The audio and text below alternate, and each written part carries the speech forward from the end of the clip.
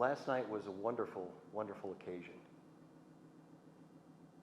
And it didn't end with the end of that presentation and gathering last night for me. It lasted into the night, and actually when I fell asleep.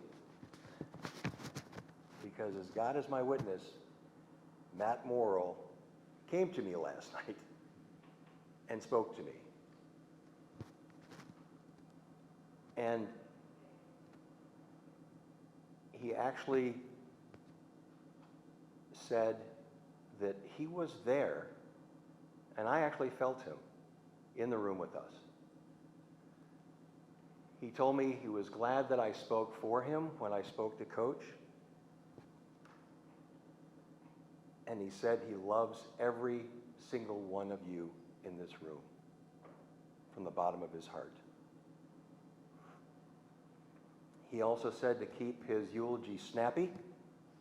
That's Matt. And he says he's going to be giving me a critique tomorrow night when I go back to sleep. So I better do him right. I'm going to use some of my own words and many of Matt's family because I think that that's appropriate. And I'll start with his wife, Julie. And I'll still remember the first words that she said to me, not shortly after his passing. He said, quote, "Rock, Matt was my very best friend. We built a life, a special life, that was based on trust, love, mutual respect, and fun. That truly speaks of the person we all knew as a very good friend and a great teammate. A man who treated people with kindness, a teammate you could always depend on. Run it again. A person who had a big heart, and a guy who knew how to have a good time. We've already talked about pancakes, one of Matt's most joyous moments. The kind words from Julie will always stick with me personally for more than one reason. Because I too married my best friend. My wife and soulmate, Bonnie Broyles, who I met at University of Florida. And on December 14th, 1979, Matt Morrall was my best man at our wedding. And you know what? He looked pretty good in a tuxedo. Although I knew he'd always rather be in a gator t-shirt, some old raggedy shorts, and some flip-flops. Because at U of F, that's how Matt rolled. Matt was one of my very best friends for over 50 years. Half a century. Imagine that. All of us. That's who we are. That's where we are. He had a big personality to match his big body, unmistakable laugh, and man was he smart. He never really bragged to me, but I'm not sure about to others. Matt and I both played at U of F, of course, as you know. I use the word play loosely when it comes to me. 2 years, 2 knee operations, and I was done. Matt went through several shoulder injuries. He stuck it out, played hard. And at the end, he was a 3-year University of Florida D1 letterman. Bravo. After college, Matt worked his tail off to become one of the very best attorneys in South Florida for over 3 decades. He put his heart and soul into it, and it showed. And through the Florida Sports Hall of Fame, which he is a member, Brian Piccolo chapter, and the Youth Automotive Training Center, he advocated the power of sports to bring people young and old together. But I'm not done. Matt even worked with the legendary Wayne Huizenga to create the original Blockbuster Bowl in 1990. Remember that? It's now become the .com bowl for somebody. Matt was the first. He also joined the Orange Bowl committee, served on the board of directors, and he chaired 7 different committees. Really? Where did he find the time to do his attorney thing? The man was all over the place. Matt and I originally became best buddies through professional football and, of course, Brother Rice athletics.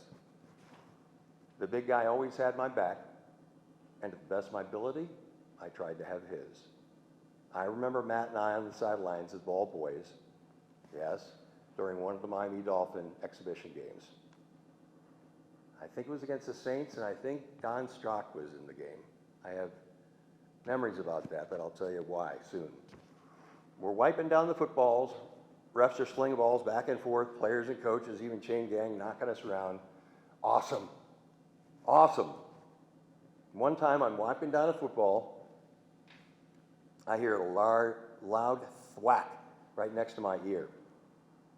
Turned out to be Matt's hand that had just deflected a ball that was headed toward my noggin. He looked at me and said, "Yeah, that was Stroud. Bad pass."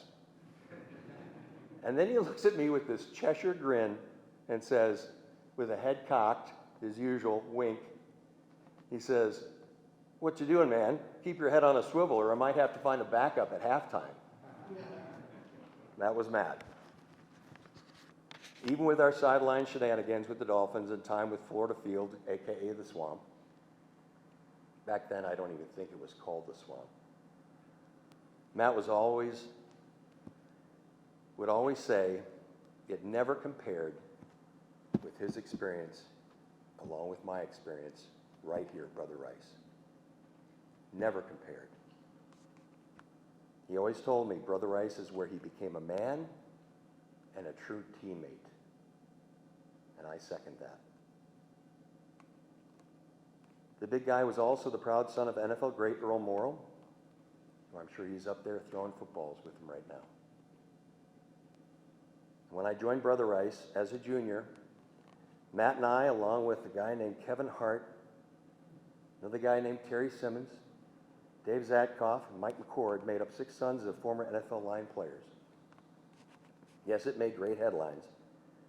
But Matt always told me that it was just an unwanted distraction. He wasn't wrong. It was. But the next year, we all came back clear-eyed, trusting each other, ready to sacrifice,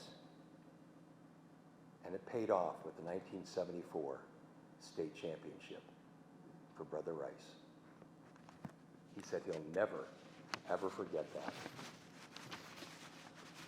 Now, I'm sure for many of us, we've had the great pleasure over these many years to head to Florida by way of invitation from Matt himself, or just being in the Fort Lauderdale area and dialing him up. And if he was home, no doubt he demanded to come right over as soon as possible and stay in his guest wing. Matt always greeted friends with open arms, and with that wingspan, you better watch out because it was incoming with all the brotherly love you could handle. That was Matt. And to be honest, that was Matt's family. Big hearts passed down from mom and dad with one golden rule: always be welcoming to new friends and old friends alike. In my humble opinion, Matt's obituary summed up the man perfectly. He was kind, funny, and smart. And once you were a friend of Matt's, you were a friend for life. That's Matt Morrall. That brings me to some final thoughts and words, not from me, but from the Morrall family. I recently received a very kind letter from Julie to share on this particular day with you. I hope I can get through it, including some remembrances from their children, Jamie, Shannon, Sarah, and Matthew. From Julie: for the kids and I, Matt was our rock. Regardless of whether we were near or far, we always knew that he had our backs. And if there was ever a problem, he would help us find a way through it. That amazing sense of security that he gave all of us was such a gift. Beyond family and friends, Matt just loved his football, especially the Gators. Coming in a close second was golf, then live music, and of course, blackjack. He and our son would watch games and share ideas about Matt Jr.'s fantasy football team. His teams always did well, thanks to Dad.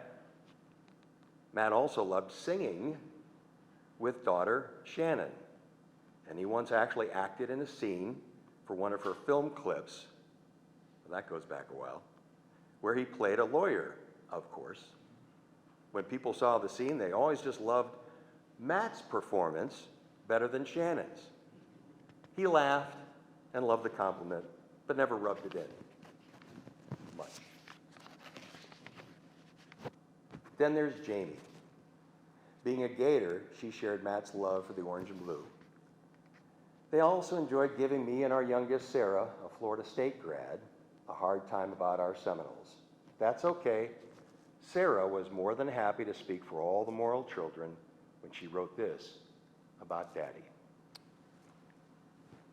My dad was so kind and supportive. No matter what my siblings and I wanted to do, he was always there to say this: if you really want to do it, we'll figure it out. And we always have. He raised me to believe I can be absolutely anything I want to be in life. My dad gave me all of his confidence, sarcasm, and of course, kind traits I am so grateful for. Yes, that's my girl, Julie would continue, but she's the one child that takes most after Matt. She takes no grief from anyone, laughs a lot, and is tremendously loyal to her friends. With Matt's passing, I guess we all knew, but it became crystal clear just how much he loved his friends and community. The support that we have received has been unbelievable. It is truly through the relationship and commitments to his friends over the years that we have benefited during this very difficult time. It really has proven to us the value of community and how important loyalty is to friends throughout a lifetime. And that ultimately leads me to Brother Rice and all of you. Oh my goodness, he loved you guys.